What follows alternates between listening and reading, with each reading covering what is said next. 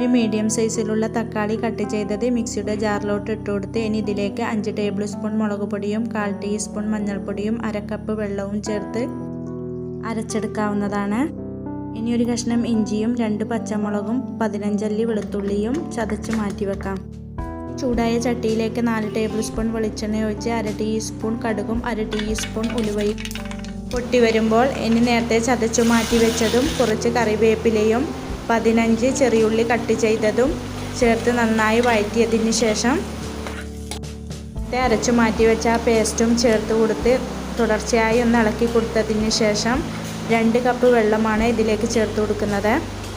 ഇനി ഇതിലേക്ക് 2 പീസ് കുടംപുളിയും പാകത്തിന് ഉപ്പും ചേർത്ത് 5 മിനിറ്റ് തിളപ്പിച്ചതിന് ശേഷം മീൻ തല കഷ്ണങ്ങളാക്കിയതും ഇട്ടുകൊടുത്ത് 15 മിനിറ്റ് മീഡിയം ഫ്ലെയിമിൽ വേവിച്ചെടുത്താൽ നല്ല ടേസ്റ്റി ആയിട്ടുള്ള മീൻ തലക്കറി ഇവിടെ റെഡിയായേ.